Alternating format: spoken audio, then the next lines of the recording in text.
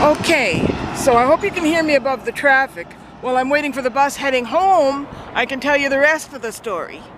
We left off, I was in the bathroom, I was on the toilet, kid flings the door open and I'm like, close the door, close the door, close the door, and of course the receptionist says, you can't close the door, it has to close on its own. And if you want to lock the door, push the red button. So once the door was closed, I pushed a red button. But in my panic, I pushed the wrong red button and the alarm went off.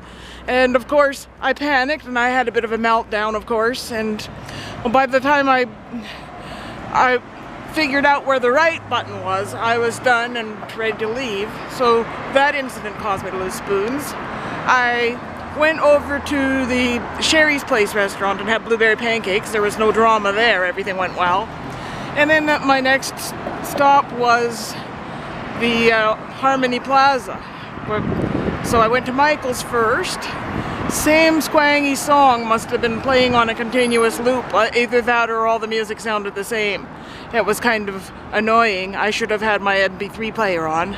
Needed it even more when I went into Walmart. I had to ask where the craft department was because they changed everything around. And then when I'm standing in line, I hear a baby screaming and I'm like, shut up, shut up, shut up. It's like, that's my worst sensory trigger right there. And then I turn around and much to my horror, they're right behind me and the woman is pretty much pushing the stroller right against me. And I'm fumbling around with my MP3 player trying to hurry. And I get it, maybe that kid keeps you up all night and you're sleep deprived, but don't use your baby as a weapon to take out your frustrations on me, because she literally took it out of the carriage and held it up to my ears while I'm fumbling, trying to pay with my debit card and get the fuck out of there as quickly as possible.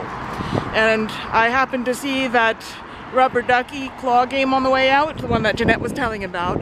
I wanted to play it, but A, I couldn't get the coin to go into the slot, and B, I just wanted to get out of there as quickly as possible.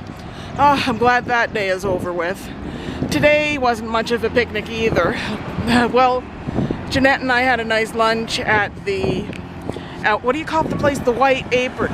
Because we're still not ready to go back to Excellent Eatery after the big fiasco that took place there about 3 weeks ago. I don't think it's been a month yet since that happened. So we had a nice lunch, and then we looked around in those toy shops on Bond Street, and I got a Kiss calendar for only $1. It was a 2018 calendar, but it's got some nice graphics with posters I can use in my bedroom. I'll probably change the pictures on my closet and bedroom doors in September. I might even change the room around, but I know when I was a kid, my mom used to change my room around like every few months. And anyway, I didn't buy anything else, but I asked the guy in the first shop about the second volume of Pee Wee Herman episodes, and he says his brother's got a lot of Pee Wee Herman stuff. Call him sometime next week and he'll let me know if he has it, because I would love to have the rest of the series. And anyway, when Jeanette and I finally arrived at the CMHA building, there were meetings in every room, so there was literally nowhere we could hang out.